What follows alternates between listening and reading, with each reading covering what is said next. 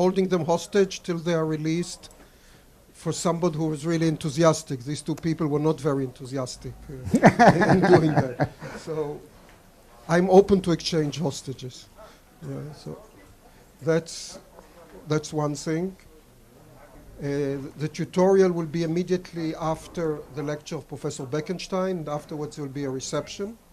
And now I would like to invite Jacob Bekenstein to give the talk on dispensing. That's even stronger.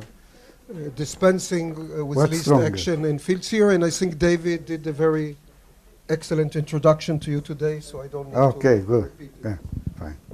Can I be heard? So, thanks to the organizers for the invitation to speak at this August school. You will notice, I decided to give against instructions to give this presentation instead of writing because I have some pain in my hand, so it wouldn't be too efficient. And this way I will also get the equations correct the first time. Now, you will notice that during the lecture I will sometimes use flat space-time rather than curved space-time despite the title of the school. And this is to make things a little bit simpler, because as Einstein is reputed to have said, you should always explain things as simple as possible, but not simpler. And that will be the idea always. Some of the work that I'm describing here is in a paper with Bibas Maggi, who's back in my former postdoc, is back in India at the faculty job, and some ideas came from Idan Talshir, who's a present postdoc.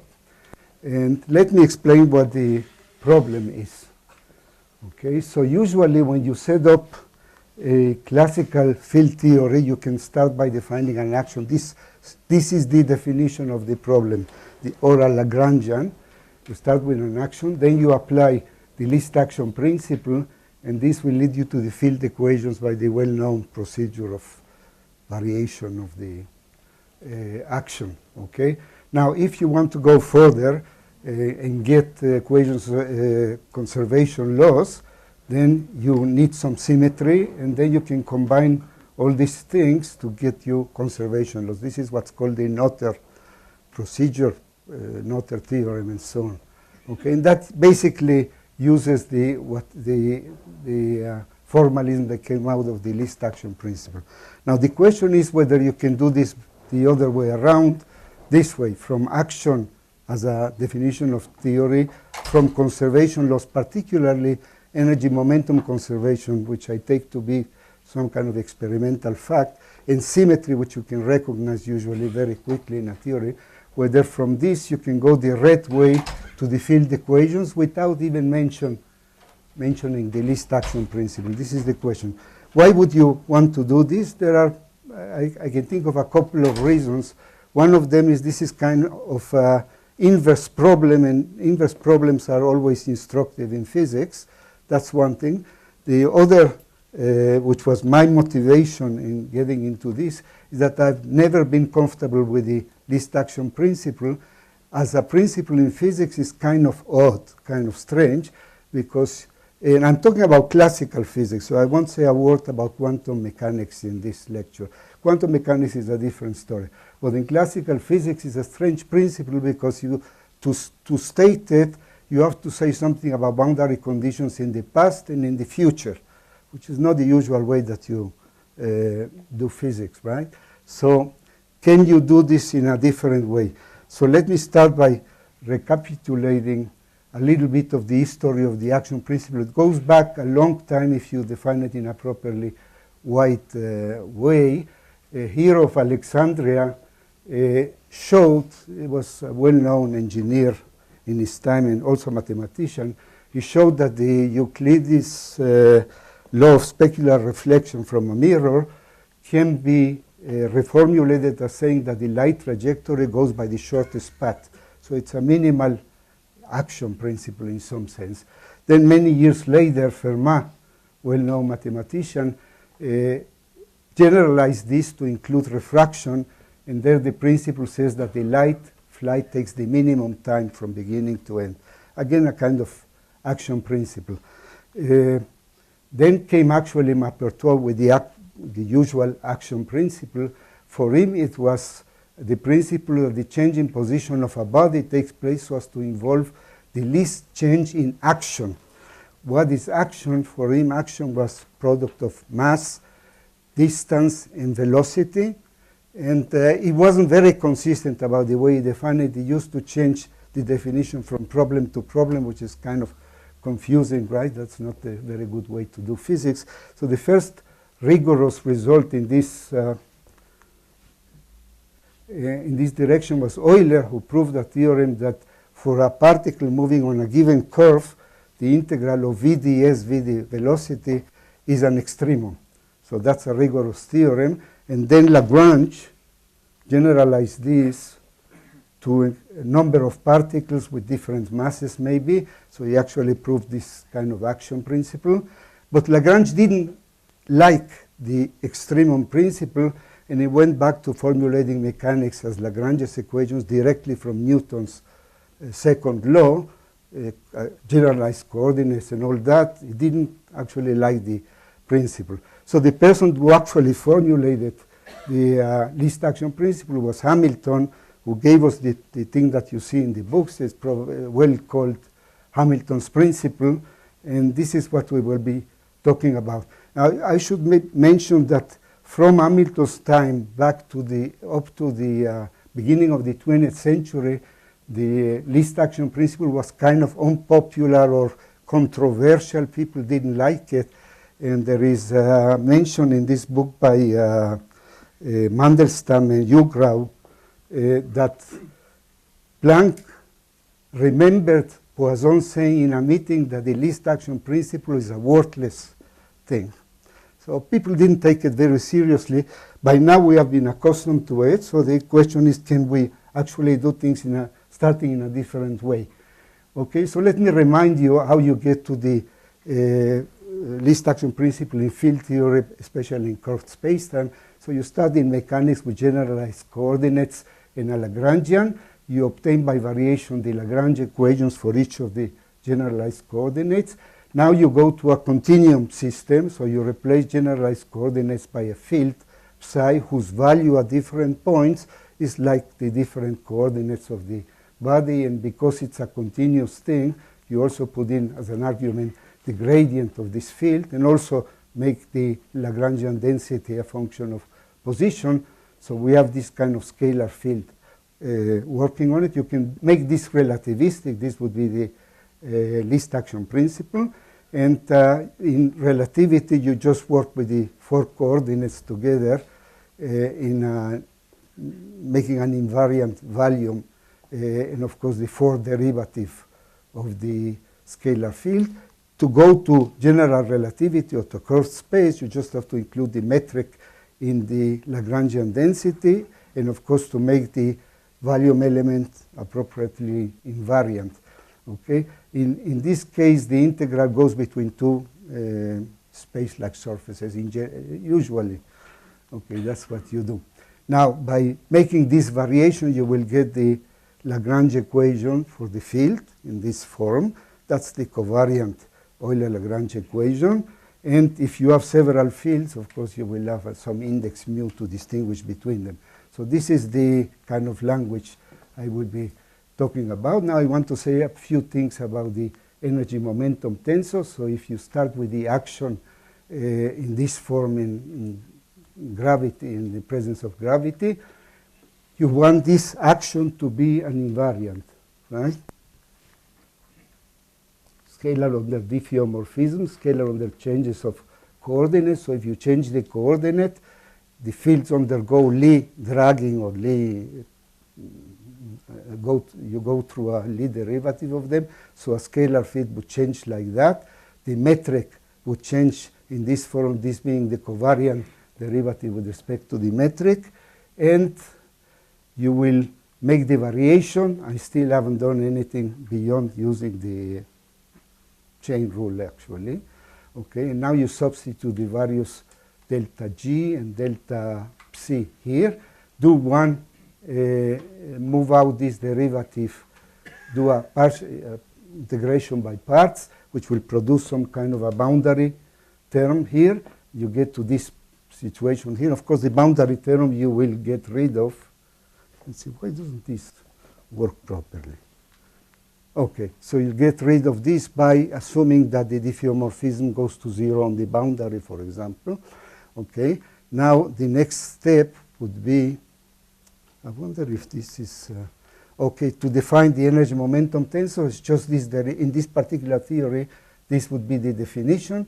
You can check by computing the canonical energy momentum tensor from the Lagrangian density and checking that you get the same thing that you would get this way, including the normalization. So this would be the check, and then you can use this in contouring to other fields. You throw out this by the fact that you recognize that this is the Lagrange Euler equation for the field, and then you substitute for delta GAB this particular form. Symmetry of the TAB, which is kind of obvious, will allow you to combine these two terms to erase the 1/2, and then you do an integration by parts. So actually you complete the derivative. The boundary term that arises from the complete derivative when you integrate using Gauss theorem, you throw away by again assuming that the diffeomorphism vanishes on the boundary, and you're left with this result. C should be an arbitrary vector, which then allows you to conclude that the divergence of the TAB is 0. So you have obtained, via the least action principle, you have obtained the energy momentum, the local conservation of energy momentum. Okay, that's, and I'm going to define the TAB just like I've done here.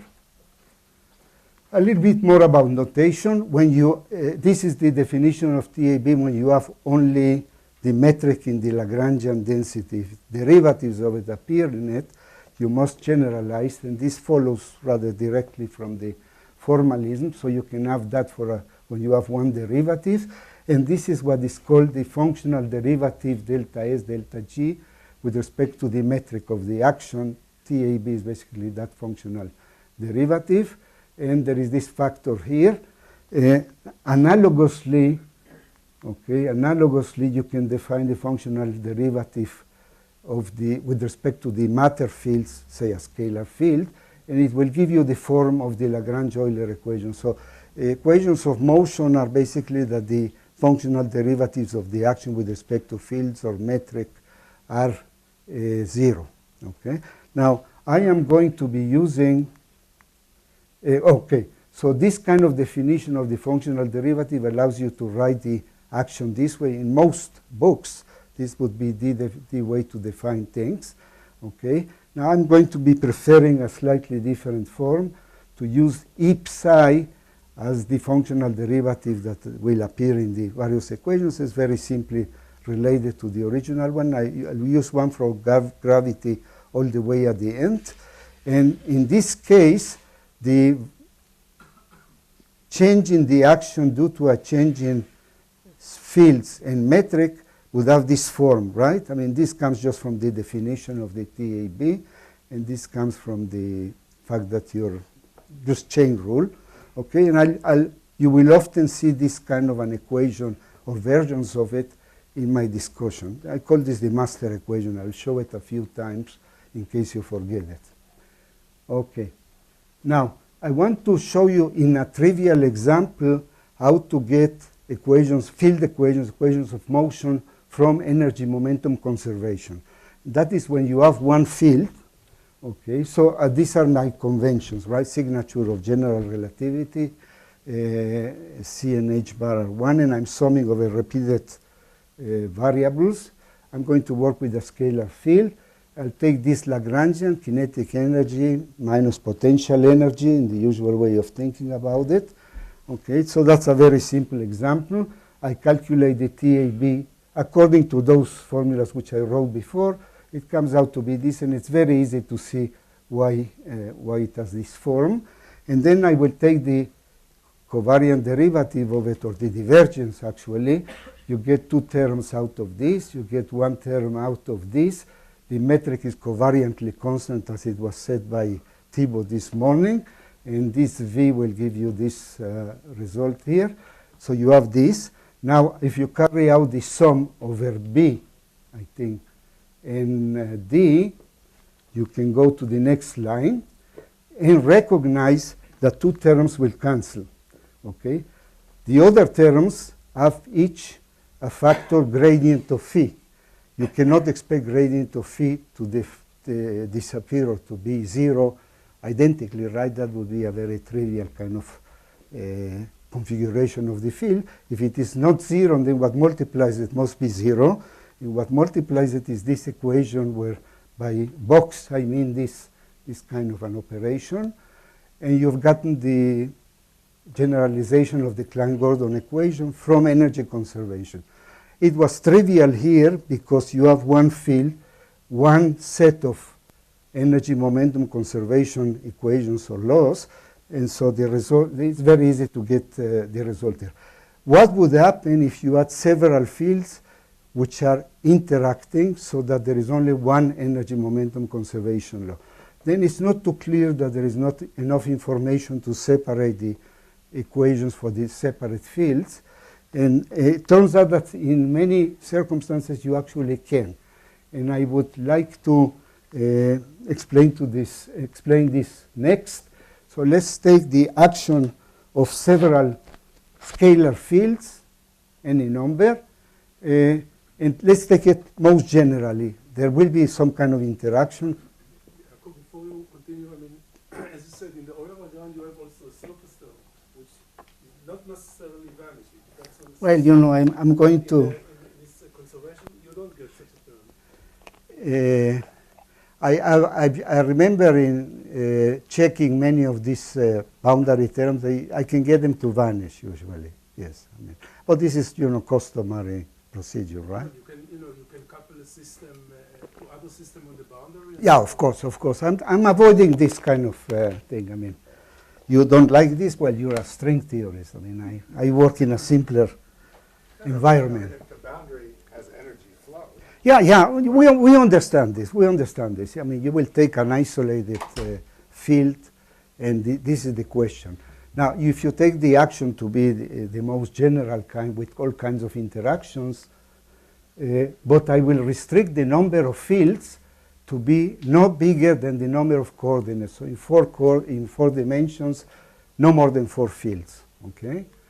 Now, this is one example of this kind of an action, very simple one, 2 massive Klein-Gordon fields coupled through some very simple interaction, but you can consider much more complicated situations.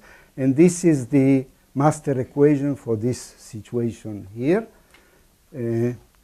I am going to assume that the boundary term disappears.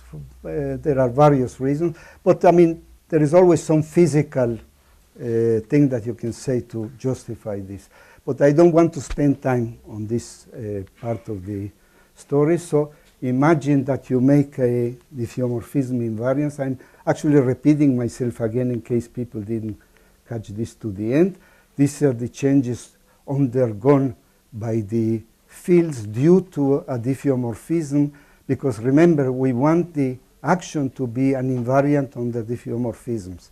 So there is no question here. I'm not doing variations in the usual sense of Lagrange and Euler. I am just studying symmetry properties of the various theories. Okay. Now, you put this kind of a change in here, and again use symmetry to combine the two terms. Okay. Then you do an integration by parts or a completion of the derivative. So there are 2 terms. This one already integrated to the boundary. It was originally the divergence of this whole business here. You integrate by Gauss.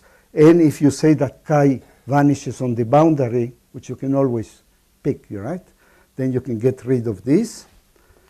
And you can get rid of this by energy momentum conservation. So here I assume energy momentum conservation. That is, for me, it is the experimental fact, so to speak. So you can get rid of this term here.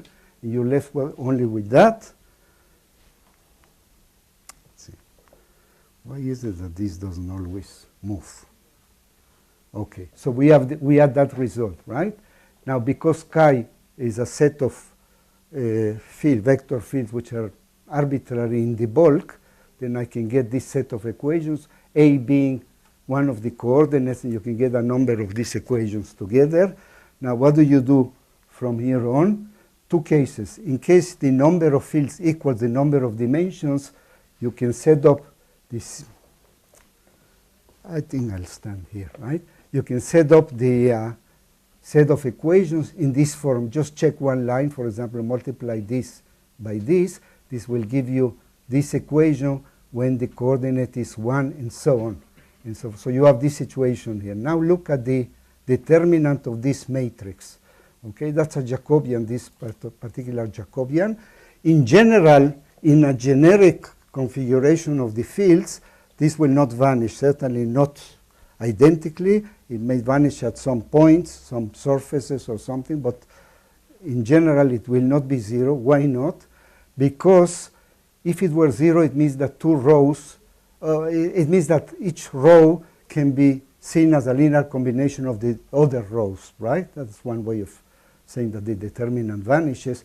And that means that there is a functional relation between the various fields. For example, in spherical symmetry, you have two fields. In spherical symmetry, each one is a function of the other, right? So that's a very special configuration. And if you want only to look at generic configurations, this will not vanish, J will not vanish. If the determinant of this doesn't vanish, then this column must be 0 because this is equal to 0. But the column being 0 means that all the E's vanish, the various E's, and then you have the various field equations have appeared. So that was for number of fields equal to the number of dimensions. If you have fewer fields, then you just pick n of the equations. In other words, for n of the derivatives, you don't pick all the equations. No, you pick the number of equations equal to the number of fields, okay, which is less than the number of dimensions. And the situation looks like this, where k1, k2, kn are the coordinates for which you picked out of all this set. I hope I'm being understood. So you have again a square matrix here. You're now working essentially on an n-dimensional hypersurface of the field because there are a certain number of coordinates which you're keeping fixed. You're not differentiating with respect to them. So it's not the whole spacetime that you're looking at, some hypersurface. Now, within that hypersurface, you can repeat what I said before and show that the various E's will vanish. And then you can just go and, by using the genericity condition, I mean, now there are this number of ways of picking out this particular hypersurface at which you're working. You just repeat this story for all of them and you cover all the space-time. And therefore, you have actually shown that the equations of motion are valid without invoking the least action principle. So that's for scalar fields. But now, but you're excluding what you call exceptional cases. yes, so that is to say, for example, if I add a spherically symmetric configuration of the fields, I cannot prove that satisfies the equations. If that bothers you, I mean, yes, this is one of the limitations. Systems where that's right, but energy is conserved, right. the equation of motions are not satisfied. No, I'm not saying that. I'm saying you cannot prove that the equations of motion are satisfied by that configuration. But easily come up with examples. For example, two free scalars, scalar fields with one with imaginary mass equal to the other. So phi 1 equations of motion then would not be satisfied. So phi 1 equals phi 2 equals a constant. But the total energy would be 0. Maybe. I mean, these are, you know, what Landau used to call pathological cases. Anything that trips you up. Only pathological from the point of view. Yes, it's always a point of view, yes. Now, look, I'm not saying that and as you will see, the method doesn't always work, okay? there are nice cases where you can actually prove this. There are always these little exceptions about very special configurations. And I imagine that if you can prove for a set of fields that in a generic configuration the equations of motion always look like this, then I can imagine that they also look like that for the special configurations. I mean, but it's not something that I can prove to the end. Now we have a different physical system, which is scalar electrodynamics. In this case, I will work in four-dimensional Minkowski space. I don't need to repeat the, except at one point I won't need to mention curved space. So this is the Lagrangian, or the action. You know the usual definitions, particularly the covariant, the gauge covariant derivative. We heard about covariant derivatives this morning from Thibault. In many books there is a minus sign here. It's just a question of convention, right? And then you have the electromagnetic field. Now the functional derivatives would have this form, and you know exactly how to calculate them, so I won't try to show them. But with them you can write an increment of the action due to increments of the various fields in the usual form. I'm already ignoring the part that comes from the changing the metric, because I'm working in flat space by fiat. So, and also I showed you how to get rid of that by energy conservation. So I will just leave it at that in this particular case. And now consider what happens to the original action when you make this rescaling. This rescaling is dictated by the dimensions of the various fields and quantities like the mass. And you find that the S is invariant under this rescaling. It just means that S is basically a dimensionless thing, so it doesn't change when you change units of the various quantities. So suppose that You need a parameter, mass. mass, yes, I'm rescaling the mass, right? So it's either kilograms or grams. So yeah, that's No, but it's not a, yes. I mean, my point of view is that this is a legal thing to look at. I'm changing the theory, but you will see that it's just a trick to obtain certain equations, and which might be obtainable in a different way. Now, what I'm doing here is just taking epsilon equal to 1 plus delta epsilon infinitesimal and calculating the changes in the various fields and the parameter, and putting them all into this equation here, factoring out the delta epsilon. Since this has to be 0 because of the invariance of the action, the integral has to vanish, right? So we conclude that, and therefore we have this kind of an identity. So this was my way of getting this identity, which is, I mean, you could get it in different ways, and it's known from other approaches. Okay, now this identity should be gauge invariant because I haven't picked any particular gauge up to now. Okay, now gauges change things in the following way, right? There is a lambda phase, the fields change this way, and the potential of electromagnetism changes in this particular form. I've put in the 1 over epsilon charge here. Okay, observe that the Lagrangian should be gauge invariant. The phi star should be gauge invariant, right? What about these ones here? If you look at the form of the functional derivative, D is a gauge invariant derivative, right? A gauge covariant derivative, I should say. Okay, so this E phi transforms like phi star, and E phi star transforms like phi under gauge transformations. This means that these two quantities are gauge invariant, both this and this. What about the last term that I have there? Okay, this is the functional derivative corresponding to A. J is what you call the electric current, the usual one. You know this from Klein-Gordon theory. Okay, and this is this expression here. You can see that EA is gauge invariant because this is well known to be gauge invariant, and by what I explained, it's very easy to check. FAB is obviously gauge invariant, and so this piece is gauge invariant, but the A is not. Okay, so what is the change in the action? Okay, so the change in the action due changing this integral more correctly due to a big gauge transformation, and I've multiplied by E to take it out, would be the change in this, and the change comes exclusively from the A. Okay, so you get to, now you do an integration by parts. Okay, now observe, this is a perfect derivative. You can integrate it to the boundary, demand that lambda vanish on the boundary, so you get rid of that.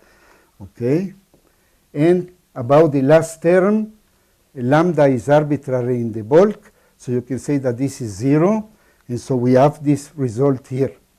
Okay, now if you substitute this expression here, this result says the following thing. What does it say? Well, this is an identically 0, right, because of this anti-symmetry of FAB. So you're left with the divergence of J equal to 0, which is the usual law of continuity equation for charge. Okay. Now, so you have an identity plus charge conservation contained in this equation that we have gotten by our procedure. Now, it seems like we've gotten U1 charge conservation without equations of motion, that is off shell, what people say off shell, which is kind of strange, because usually charge conservation depends on the system moving according to the equations of motion. But actually, that's probably an incorrect reading, because the equations of motion are already buried in what I'm getting out of this approach. Okay, so it's, I mean, I don't need to get alarmed. I go back to this master equation, and now I will actually demand that the action be gauge invariant by putting in these changes of the fields for the little increments and demanding that the delta S vanish. So this is what I've done here, except that I've already integrated by parts the derivative from delta A here. I've put it on the big E, the functional derivative. That gave me a boundary term, which I can get rid of it by setting lambda equal to 0 on the boundary. And of course, you know that this vanishes because the previous result of mine was that. Therefore, because lambda is arbitrary in the bulk, I can get this kind of an identity, which will be useful in a moment. And now we'll need to exploit diffeomorphism invariance for this particular theory. So remember this kind of an identity which I got at the end of the slide. And you know that when you do a diffeomorphism, the action should be invariant because you build the action to be diffeomorphism invariant.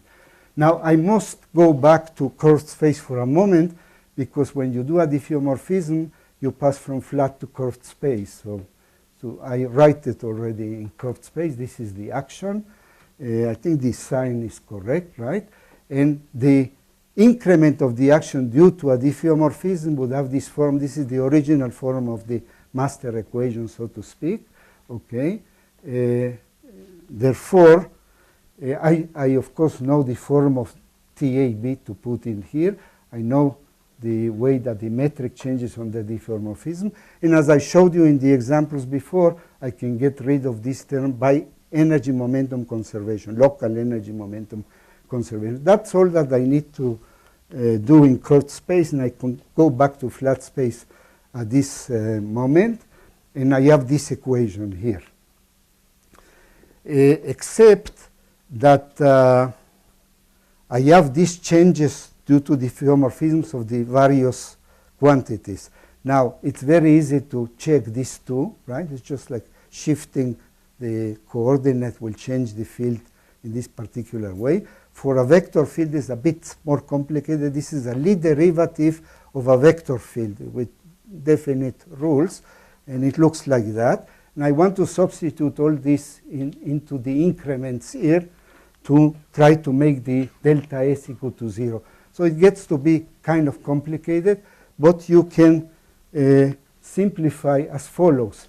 If you take in this term, if you move the derivative over, in other words, do integration by parts of this derivative here, there will of course appear, you will obtain this term here, and there will be a correction which combines with this term here to produce E multiplied by the FBA, because FBA is the difference of derivatives of A taken, you know, with the flipping the derivative and the coordinate.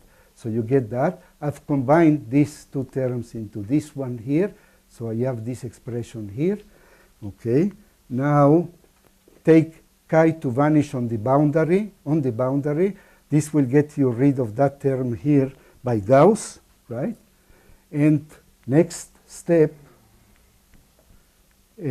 because chi is arbitrary in the bulk, you can set this, you can see that this is 0, which is an important result, which will I use a couple of times. Now you contract this particular identity or whatever it is with the field, with the functional derivative with coordinate b, and because of the antisymmetry of f, the first term will disappears, and you will get this expression here. This is provided that phi star doesn't blow up, right? Because if it blows up, that accounts for the 0 here.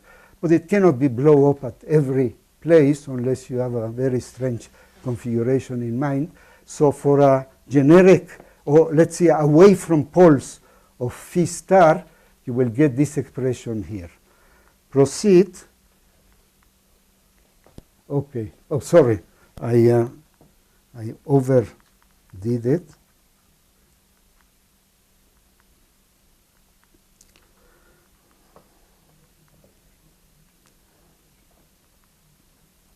Okay, now let's ignore the trivial case where phi is constant all over space-time, because that's not a generic configuration. Now, David will probably say, you know, you should consider, well, it doesn't, it's something that I cannot work with, okay, this particular very special configurations. In a generic configurations, you can separate this into two cases, one in which E phi vanishes, and one in which this equation is valid, and I will just work them separately. So we take the first case, which is E phi equal to 0. Okay. Now, if you recall that identity, it's obviously that E phi star is also 0. Go back to the equation which I just showed you in the previous transparency. Okay.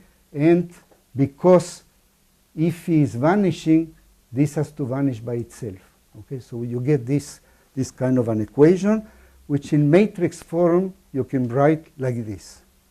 Okay, now again consider the determinant of this. This is the matrix of that you make out of the Faraday tensor. Okay, if you ever worked it out, the determinant is proportional to the invariant E dot B, or FF dual. Okay, so It's just in 4 dimensions. in 4 dimensions, yes. And you notice that I'm working in 4 dimensions. This is all to try to be as clear as possible. Now, if you avoid these configurations where FF dual is 0, for example, a configuration where only E exists and not B, or where E and B are everywhere orthogonal, which are very special situations, for generic configurations, the determinant will not vanish, and then this rho has to vanish. Okay. Odd dimension, the determinant is 0 identically. Yes, but I'm working in 4 dimensions. So, I mean, I said I can prove certain things. For example, in the scalar field cases, I couldn't prove the theorem for 5 scalar fields in 4 dimensions. It's the same kind of impediment. I don't know if it's a fundamental thing or just lack of imagination, but we have proved these equations, and you notice that now we have the full set of equations, field equations, and all without invoking the least action principle. Of course, there are these limitations that were pointed out. Let's see, when did I get started? I didn't. 417. Let's go. I have time here. I still have time. Second case, okay, that involved that equation, which means interpretation that the EB vector is orthogonal to this vector in the usual sense, okay, or equivalently that EB lies on the surfaces of constant phi square. So if you imagine surfaces of constant phi square, this E field is tangent to these surfaces. That's the geometric interpretation. Okay. Now introduce curvilinear coordinates. That is, I go away from Minkowski coordinates for a moment, curvilinear coordinates, and I pick one of them. Let's call it x0. I don't mean it to be the time, one of the coordinates, to be equal to phi squared, whichever suits you. This you can do over some piece of space-time, over some patch. I probably not doable everywhere over space-time because phi squared doesn't have to be monotonic as you go in some direction. But certainly over a patch you can prove the equations and then change the patch. And of course, in that choice of coordinates, E0 vanishes by definition, actually, by definition, right? Now, you remember that result which we had from way back, which you write out explicitly in curvilinear coordinates this way, because the component with 0 here vanishes. This is an equation with 3 components of a vector in 3 coordinates, right? In coordinates will be 1, 2, and 3 in this particular notation. So it's a 3-dimensional problem. And you know that for a 3-dimensional problem, you can represent something like this as a curl of some potential. It's like electrostatics, like magnetics. Okay, okay. Epsilon is the Levi-Civita in three dimensions, the antisymmetric symbol. Okay, now you can rewrite this equation in 4-dimensional language in this way, because remember that phi squared is x0, so the only derivative that exists is where b equal to 0, and when epsilon has a 0 here, it goes back to that. So actually, we recover that equation. This is just a 4-dimensional format of that original equation. And then I can go back to flat to Minkowski coordinates, because this is kind of a tensor equation or vector equation. So I can write it like this, right? The square root of minus g was making this Levi-Civita symbol into a tensor. And now I've gone back to Minkowski's coordinates. And look at this. It's something strange, peculiar, because if you add a gradient of something, of a scalar, to WC, you will get to the vector W, you will not change anything because you're differentiating again, and then there is this antisymmetrization. So there is a gauge freedom, so to speak, with respect to this vector W. Okay? Now, this is said in this particular.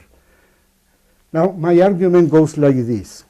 Okay? You have a U1 symmetry here. This is obviously not the U1 symmetry of electromagnetism, where A can have a gradient attached to, added to it. So you have 2 U1s in the problem, and I've never heard that scalar electrodynamics is a theory with U1 times U1. Now, I should say that I know one case, and this from my own work way back, where it is possible to show magnetohydrodynamics, which is the theory of a perfectly conducting fluid with a magnetic field embedded in it. If you formulate it not as fluid mechanics but as field theory, you can show it as a U1 times U1 symmetry. But this is a different theory. This is more or less a theory of a charged fluid interacting with an electromagnetic field. It's different, and I don't think it has a U1 times U1. How do you get rid of this property? You say that they're proportional, the 2 vector potentials. Okay, they're 4 vectors, right? And this says that the EA, this functional derivative, has been given the following form involving AC. Now, I can write E, if you remember the form of the action, and this will be important in a moment, but I actually showed you this way of writing the functional derivative, right? Just a few slides back. Equate these 2 forms, and you clean it up a little bit. This takes some observation to see that this is the same as that. Okay, this is the same as that, because you actually have to carry out this derivative and take advantage of the antisymmetry of this symbol. But this equation is the same as setting these two equal. And it's something peculiar completely. Yes? Is it not that C there is just a space Where? coordinate? No, because if you remember, I at some point reformulated as in 4 dimensions the whole thing. And then I went back to Minkowski space. One step before, it was just... Yeah, I started with it. So you have this 3 vector, and you add a part to it to make it a 4 vector. That's what is really done. But that was just because this phi absolute value squared was x0, right? Because, Okay. I mean, It seemed that it's just a space, and therefore it's not a full U-1 symmetry. well, maybe we'll discuss it later because I don't want to spend too much time. I didn't think about this. Okay, so you look at this equation, observe you have a derivative of AC anti-symmetrized, which means that you have the dual of F, of the F tensor, right? Here you have the F tensor. Sum of the two does not have definite parity properties, that is, some part of it transforms different from the other part. Some part has the B field, where the other part has the E field, and the other way around. And so this equation is not parity invariant, but the action is. Okay, so I think the only way to get out of this problem is to say that the Ke had to be 0. Has to be 0, which means that this EA vanishes. The moment that that vanishes, you go back to this equation. Of course, the vanishing of EA is one of the field equations, the electromagnetic field equation. Now you go back to this formula which I wrote a few times before. This, of course, goes away. Okay, and then you discover that because you cannot accept that this will vanish, the if has to vanish. But then you have this identity which tells you that if star vanishes itself, and you have all the equations. So in both cases, you can get the field equations out. No. The theory is defined by the action principle. I didn't make any variations of the action principle. The least action principle, the action itself is allowed because that's my definition of the theory. But I never look for extrema of it. Okay? I just study increments of the action due to various symmetries and things that I do. Now I want to take a theory which is a little closer to reality, okay, which is non-abelian gauge theory with fermions. And I'm going to make just a simplification. I will work in flat spacetime, and the reason is connected with what Thibault was saying this morning. If you work in curved spacetime with spinors, you need to define this covariant derivative for spinors. That's a lot of mathematics, obscures the point that I'm trying to get across, so I will just avoid it in the interest of simplicity. Okay, so the ingredients, you start with the following thing. You start with a multiplet of Dirac spinors. I'm going to work with a massive theory, as I will be showing immediately. So a multiplet of Dirac spinors for the various species, let's say of quarks or whatever, and of course the adjoint of that multiplet. And there is a symmetry group, which I will take to be SUN in this example here. A symmetry group, yeah, I haven't said the word gauge because in a sense you can talk, well, it doesn't matter, the order doesn't matter. The next sentence says gauge group, okay? Now, this is what I mean by these multiplates, okay? Each one of these ones is a 4 Dirac spinor, referring to various particles occurring in some representation of this group. And the next sentence says, I still haven't gotten there, but you have this group, SUN, that's this number of generators, and in any particular representations, you represent one of the generators by an n by n Hermitian matrix. I will be calling them L, boldface is for matrix here. Okay, there is an index showing which of the various generators you're talking about. There is the Lie algebra of generators that comes from the structure of the SUN. And in order to make sure that you have, by the way, these are the structure constants, and they're antisymmetric in mu and nu. In Thibault's talk, the lambda was put upstairs. Okay, that's just a difference in notation. And to make sure that these have definite numerical values, you have to normalize the L's, and I normalize like this, which is common to many texts. And of course, there is a gauge. You have to gauge this theory. This means that you have to introduce gauge potentials, one of them for each generator of the SUN.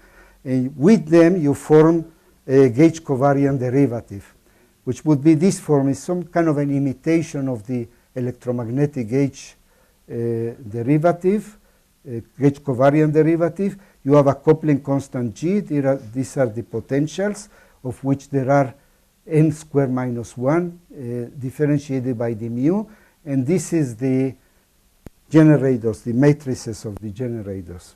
Okay, so that is something. Now you come to define the fields, the gauge fields, and they are defined slightly different from the electromagnetic fields. In this form, this also mentioned by Thibault, so I could have saved a lot if I had known this ahead of time, but you define the F mu in this form, and this is required for gauge invariance because of the non-abelian form of the group, or property of the group. Okay, now I write the action, which is a typical action. I'm not putting in Higgs fields, just to simplify. So I make it a massive field by hand. So this is the Dirac part of the action. This is the Maxwellian part of the action. And you have a sum of the index mu, okay, which goes to n squared minus 1 values. So that's the action that we have. And it's an gauge invariant action with this definition. And let me show you that because the machinery will be useful for me as I go along. So just to show you why this is a gauge invariant action, you define a unitary matrix from the generators. In other words, this is the operation of the gauge transformation. You make a unitary matrix out of the generators in this form. These are the phases, and the fields, the spinors or multi-spinors or whatever you call them, transform in this form, which is just an extension of what you do in electromagnetism. Now, to go further, let me define a matrix for the A's, the A potentials, and a matrix for the F fields. Just by using the generators, I make them into matrices, and then I can also write the covariant derivative acting on the spinors in the following way, where you have this matrix A appearing here. Okay, now the law of transformation, which is necessary for A, has to have this form, otherwise you don't have gauge invariance. This is well known, I'm not inventing it now. But it has the virtue that under gauge transformations, the F matrix transforms in a very simple way, just as you would actually like, right? Why does the A transform in such a weird way? You have to remember that the role of A in gauge theory is that of a connection in mathematical terms. And connections transform inhomogeneously. Remember the Christoffel symbols or the connections in gravity. When you do a coordinate transformation, they also transform with a piece which is inhomogeneous for the same reason, because they're connections. And so you have a connection which has this extra term here. But of course, this derivative of the spinor transforms the way that you would like a spinor to transform. So those are the rules.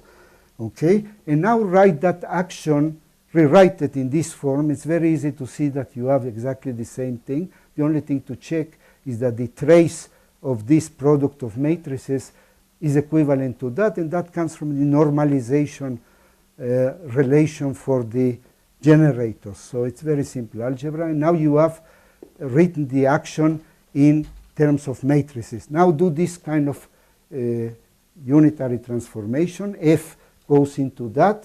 Look at what happens here. There is a U complex and a U in between these two, which cancels. There is a U complex here and a U here, which you can move this one over here under the trace, and the U's go away, so this piece is gauge invariant.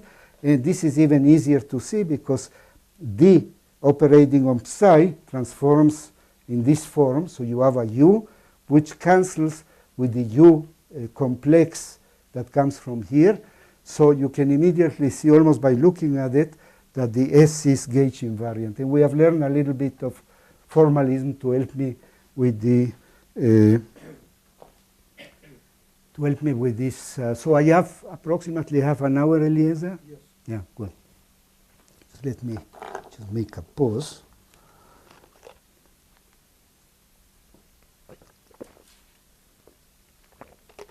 We still have a way to go in this particular case.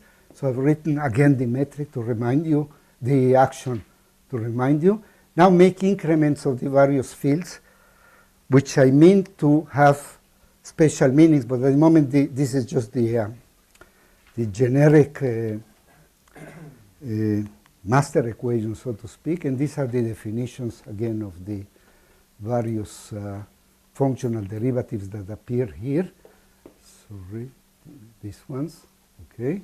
Notice there is a certain order to be kept here because if psi bar transforms like psi, so you must put it to the right of this variation.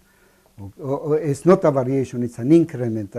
I'm trying to avoid the word variation because I have nothing to do with variational principles. So just keep me from saying the word variation. Now, when you do the calculation using this action, you will get this expression for the functional derivatives. The first one is easy to see. You just do a functional derivative with respect to that. That's all that you have left here, and that's what you see here, and so on. This is a little bit more complicated. And then I turn your attention to the form of the functional derivative with respect to the vector, with respect to the gauge potential. And one should point out that this combination of things here is the covariant derivative, gauge covariant derivative of the field. This piece is needed to take into account to make this kind of a derivative unchanged or gauge covariant when you do a gauge transformation. Okay? Remember that in GR, when you pass from plane derivatives or partials to covariant derivatives, you must add a piece which has a gamma, a Christoffel gamma in it. We're doing actually something quite similar. Mathematically, it's the same idea. Okay, and so you have a gauge covariant derivative, and the nice thing about gauge covariant derivative is that it transforms in this form when I do a gauge transformation. So the covariant derivative, if I should define, I think I had that definition. Sorry, I've made a mistake again. This is not very convenient. Okay, no, where I am. This is before that, right?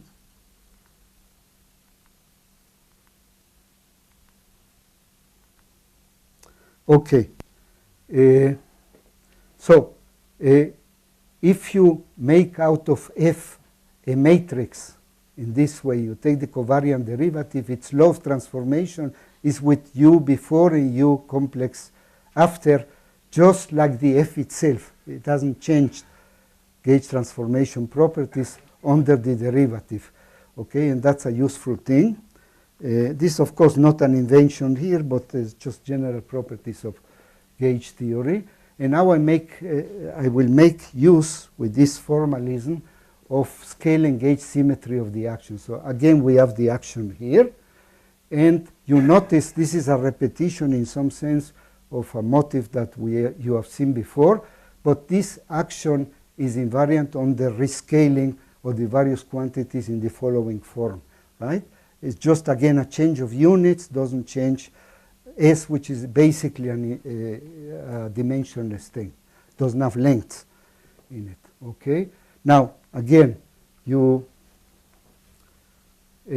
look at the infinitesimal form of this rescaling, and you should take into account that, and this I didn't say with sufficient emphasis, or I didn't even mention when I did the scalar field, but I will tell you now. You should look at the fact that the volume element changes on the rescaling, and take that into account. So if you substitute in the master equation, and I'm avoiding discussing the fact that by conservation of energy and momentum, there is a term that disappears here, because it's the same story all over again. I obtained the following result here. This part has to do with the rescaling of the volume element. It was also present in the scalar electrodynamics case. And of course, this comes from the rescaling of the mass. Okay? What I've obtained here is something very useful, because I know this has to be 0 by rescaling invariance of S. Delta epsilon is arbitrary, so the integral must vanish. And I should actually rewrite here this particular thing in terms of matrices, if you allow me to define a matrix for the variation, for the functional derivative of A. Okay? So write it like that. And so we have obtained the following identity. It's an identity which can be gotten by other ways than what I've just shown you. I mean, now this part is gauge invariant, right? L, by definition almost. I showed you that the action is gauge invariant. This will also be gauge invariant. This transforms with a U, and this transforms with a U asterisk on the back, so they cancel. And if you look at it a little bit more carefully, these other things also are gauge invariant. You have to look at the specific form, and I showed you specific forms of E psi and E psi bar to see that these multiplications will be gauge invariant. So all the right-hand integral is gauge invariant. Here we know that E, the functional derivative, is gauge invariant. And how do we know this? Because remember the definition of it, not the definition, but the result for it. From the previous transparencies, you have something like this, and I called your attention to the fact that that piece is a covariant, gauge covariant derivative. Now you can almost see by eye that this is this transforms covariantly under gauge transformations, right? With a little experience, otherwise you work it out. And this is built to be gauge covariant, so this is gauge covariant, but A is not. So you have to get something out of this to keep the fact that this right-hand side is gauge covariant. Okay. Under gauge transformations, you have this kind of a law, which I'm just repeating what I've said before, but the A transforms in this inhomogeneous way. So let's see what happens to this trace here. The trace here goes over into two terms because there are two terms to A. Okay. Now look at this term here. I move this over here under the trace, and I cancel it with that. I cancel this with this. So I'm left with something that looks exactly like this. This I still don't touch. And then I have this line here. Okay, so this trace goes into itself plus this piece. Now if I put this in the integral, it's obvious that the integral of this piece has to vanish. Otherwise, the right-hand side cannot be gauge invariant. And so this is the conclusion here. And I want to exploit it. I'm going to back up, and I'm going to show you again the thing that just flew very fast in front of your eyes. You should actually look at it. Okay, so you have this integral equal to 0. Now I'm going to look at the infinitesimal version of U. There is a general version, but the infinitesimal gauge transformation would have this kind of a matrix up to order lambdas. Okay? Now you substitute into the trace. The only place you have to substitute is here, because the U you can take, asterisk you can take to be unity without going over order. And then you get this expression here after you take the trace. And you can rewrite this in the following form. And that goes inside an integral, as you remember here. Now, the integral of this by Gauss is some surface term, because you can take the lambda 0 on boundary, it goes away. You're left with the integral of this. In this integral, lambdas are arbitrary in the bulk, so this has to vanish, and we obtain an analog to a result that we had for electromagnetism. And this should be true in any gauge, right? Because I didn't specify a gauge. So this result using gauge invariance is also true in any gauge. So rewrite that equation in a different gauge, which is just changing the E to U asterisk. And this still has to have zero divergence. Substitute the form of U that I have there and work it out to first order in lambdas. That's what you get. This comes from here. And now you know that this is vanishing, right? We just proved something like this. So this is going to vanish. And here you can replace the algebra of the generators of the group. And once you do that, okay, you obtain the following result. Now, you have to be a little bit careful, but I've obtained this result is true locally, that's point-like. At every point, this is true.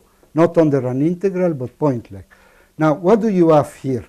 You have derivatives of lambda. Lambda are arbitrary functions, so basically at any particular point that you take, all the derivatives of any particular lambda are arbitrary numbers, right? I just can pick any arbitrary number. Let's see if I have a more explicatory equation. Yes. Now, the number of such quantities that are independent or can be chosen arbitrarily at any particular point is 4 times n squared minus 1, the number of mu's and the number of derivatives in 4 dimensions. Okay, the number of the quantities E, the functional derivatives, is also something like that, because you have four indices like this and n squared minus 1 like that. Okay, now if you look at this expression, it's a bit complicated to think about it, but just fix the tau, which doesn't occur anywhere else, fix it to be some of the possible numbers. Then you have some kind of linear combination of the functional derivatives with these as coefficients and some constant factors, right? Now, each of these functional derivatives is multiplied by some linear combination of the derivatives that I talked about with this kind of coefficients, and the number of degrees of freedom, so to speak, that you have are 4n squared minus 1, right? Because that's the number of choices of derivatives that you can make. And that's equal to the number of the variables that you're interested in, the unknowns, so to speak. So it's obvious that this equation cannot be true unless all this is vanished. There are enough coefficients which you can pick arbitrarily to make sure that these have to be 0, which are, of course, field equations, the functional derivatives equal to 0. Okay, now I have to derive another identity which will be useful, but I make a comment about the conserved current in gauge theory, which is instructive, is not directly related, but so this is the master equation. I have already substituted the previous result. Now I make a gauge transformation. In other words, I imagine that the delta psi and the delta psi bar comes from a gauge transformation that should still make delta S equal to 0 by gauge invariance of the action. Okay, take this kind of a infinitesimal gauge transformation, substitute into the integral here, and make use of the fact that the lambdas can be chosen arbitrarily, and you get this expression here, right? This identity will be used immediately a couple of times. And I remind you what the ipsi and ipsi bar look like, because if you substitute them in this identity, you will get the following thing. And this is after you clean it up a little bit and combine derivative terms and so on, you'll get this. And together with the algebra of the generators, you can put it in the following form. Okay, so you have this equation where the J is basically what you could call in quantum chromodynamics, you would call this the color current of the fermions. You just take the Dirac current and stick a matrix, which is a generator of the group, in between. You realize that the L operates on a different space from the Dirac space of the spinos, right? Spinos are stacked up in a row, in a column, and the L operates on elements of the column, not on the spinos, not inside the spinos. In any case, you will get this equation. And the interesting thing, this is actually a conservation, some kind of conservation law, but it's not a continuity equation, okay? Because there is this tail which is bothering us, not just this part. And the physical reason is that in a theory like this, which is non-abelian and non-linear, the fields carry charge, the color charge or whatever. So you cannot have conservation of the fermion charge by itself. There must be some extra term. Now the interesting thing about this form, and this is not really immediately useful for us, but you should know, this is the gauge covariant divergence of the current. That is 0. So it's a covariant equation, gauge covariant equation, but not a continuity equation. Now and the current is a vector under gauge transformations, in the sense that the index nu, when you do a gauge transformation, they convert like a vector. Okay. Now there is a different way, I believe, of restating this, where the current obeys a continuity equation, but is not gauge covariant. Okay, well known from gauge theories. So I won't try to do it because it doesn't help me in what I want to do. All that I wanted was that identity, and what I do is the following. I move this over here, and I multiply it by some constant which I call E nu, and sum over all the nus. So you have one equation of this form here. Okay, now remember what the psi and the psi bar look like in terms of Dirac spinos. They have this construction, okay? And also remember that the psi has this form here, and it is a row of adjoints of size n. That is, it's an object which looks like this with n components like this, whereas E psi bar, that at that form, is a column of spinos of size n. Spinos, by spinos here I really mean Dirac spinos. Okay, because of that, what you're going to do now is to look at this object here and realize that it's a scalar. It's just one number. Okay, it's built out of some column, some row, and you multiply and you get one function.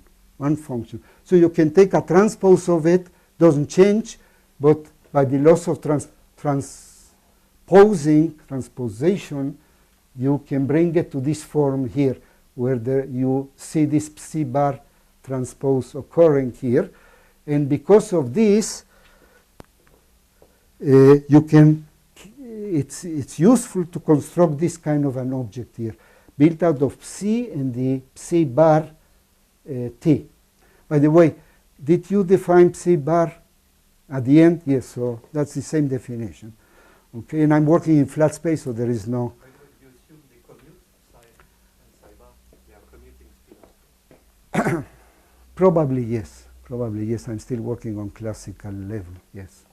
Okay, so you can, and this object has 2n spinors. This object has 2n spinors. It's a row, actually, right? This is where you should actually take this into account when looking at this equation with this modification or this version of it.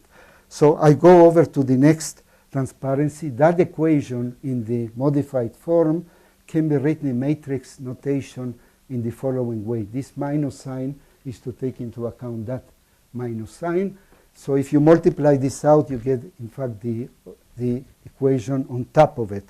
But it's easy to work with this matrix equation because of the following observation. You take any configuration of C and the A's, generic, okay? And you look at this piece of the equation, okay? And what do you have here? You have an object which has 2n spinors here. You multiply by something, but it's still 2n spinors arranged in a column, okay? And the number of them which are different because of the index nu is n squared minus 1, right? Just like the number of the coefficients epsilon nu. Okay, so I'm basically making a linear combination of these spinors of order 2n, or columns of order 2n. Now, imagine what happens if I begin to play with these coefficients. E nu can be taken to be real if you want.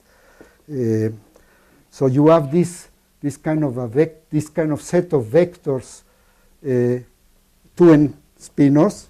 So imagine a vector of 2n spinors, and as I take a linear combination of it and vary the coefficients, this vector moves in the space of 2n columns, or 2n multiples, or whatever you want to call them.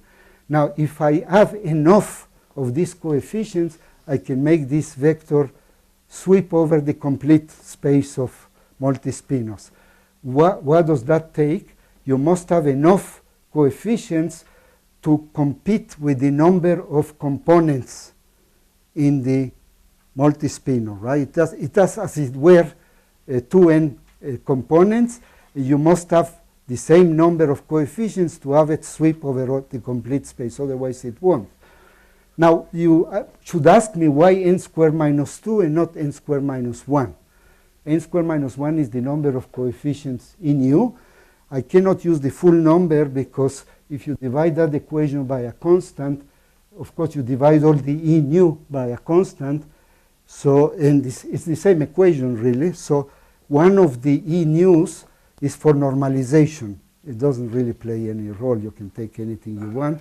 So this is the condition or the criterion for being able to sweep completely the space of these objects when you change the E nus.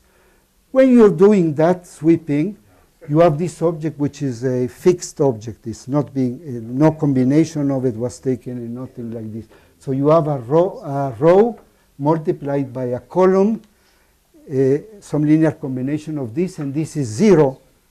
So you realize that you're going to get 0 only if this object is 0, right? Because you're just multiplying it by a vector which is just being moved all over the space, and therefore this row has to vanish. But that means that there are two field equations which we have obtained, and what we are missing, yeah, okay, so you have these two equations, and I already showed you that there is the functional derivative with respect to the A gauge potential is also 0, so this is the complete set of equations of the theory, obtained without looking at the least action principle. So to summarize, before I go on, Capital N here is the number of flavors times no, n is the dimension of the representation that you're working with. That is the size of the matrices representing the L nus. Yeah. Okay. The flavor times, Yeah. also times the number of components of the script. Color, flavor, whatever. There's only one multiplication under the SCALAR. There is, There's only one multiplex side. yes, I'm working with one particular configuration, but I am, by playing with these coefficients which are arbitrary, I'm causing this vector to sweep all over the space. Okay? And so I must check that there are enough freedom to sweep over all the whole space. So this is the criterion. Now this But means that, if I have many multiplets of that's right. fundamental. It won't work. It won't work. Yeah. So this says it doesn't always work. This method, right? Either for lack And middle N is the dimension. of the SUN. Yeah. So, That's but 3 for, say, SU3. yeah, I was going to just say that. SU3, the left-hand side is SU3, you have 9, SU3, 9 minus 2, 7. And here, let's say you take the fundamental representation 6, so it works for the fundamental representation. For one flavor. Yeah. There are Yeah. 6 flavors. Yes, understand there are limitations for this technique, which I don't know if they are fundamental or lack of imagination, but if you use one flavor, then you can check that SU3, SU4, SU5, fundamental representation, they will all work. SU2 won't. And that is one thing that I cannot resolve. For this, I don't know what to do with SU2, which is very simple kind of theory. Maybe one of you can resolve this. Now, how much time, real time, do I have, Eliezer? Real time, 5 minutes. So, okay, it's not as much as I counted on. There is the other field that we haven't said anything about, which is gravity. Now, I won't have time to do all to do all that we should do about gravity and actually show you in some sense that you can recover the gravitational equations by methods like this. I just want to show you that a straight analogy to what I have been doing today won't work. And this was shown to me by Idan Talshir, a postdoc of mine. And these previous methods in literal form won't work. And the reason is the following. Suppose that you take the Einstein action with matter, right? And I write it in this form. RAB is the Ricci tensor. Okay, that has to be a diffeomorphism invariant. Now you make a change, a diffeomorphism of this theory. So there are contributions from delta G, delta psi, some boundary terms. Once you integrate out the terms in the action which have two derivatives, right? You just integrate them out. You have this piece here. So you have this kind of increment of the action. You suppose that we can get rid of this. This is a well-known issue. I get rid of this by saying matter. I can get from the previous discussion the equations of motion of matter. Okay, so suppose that I can get rid of that way. That is the... But the previous equations came as a consequence of energy conservation. Yes. Now there's energy in the gravitational field. Yes, but I mean, for me in this game, but I said that energy conservation for me locally is a experimental fact, actually, for me. So the fact that it's going to recur in the theory, fine. I mean, I'm not getting it from here. I mean, I'm not getting it from Einstein equations. No, I'm just saying. Okay? So it's not a circular argument. It's, but anyway,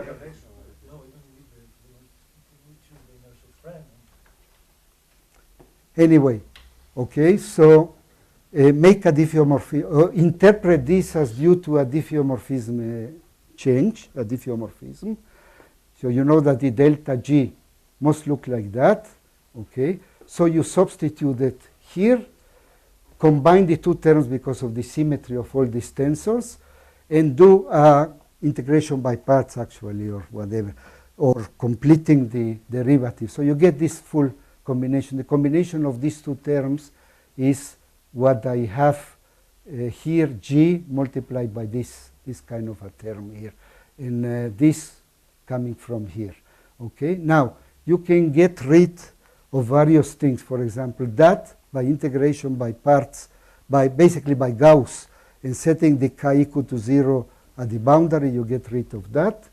Likewise, here you can get rid of this by energy conservation or momentum conservation. Again, for me, an experimental fact. And you're left with this term here. Chi in the bulk is arbitrary, so you are able to obtain this. But this is not an equation of motion. It's Bianchi. Okay? So you're left with nothing. Now, if I could have gone on, I would show you Talshir's way of actually obtaining the equations of gravity by following a somewhat different path, still based on the same general philosophy.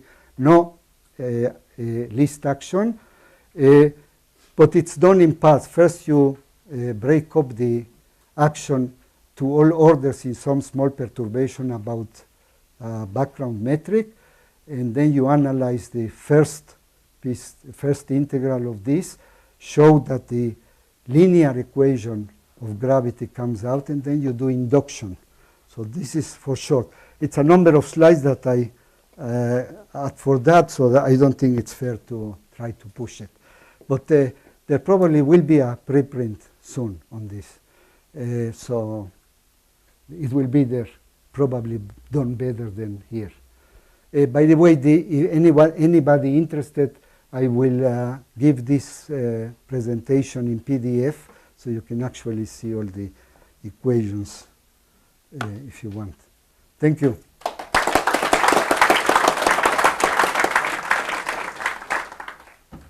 just wanted to make one little comment. Yeah.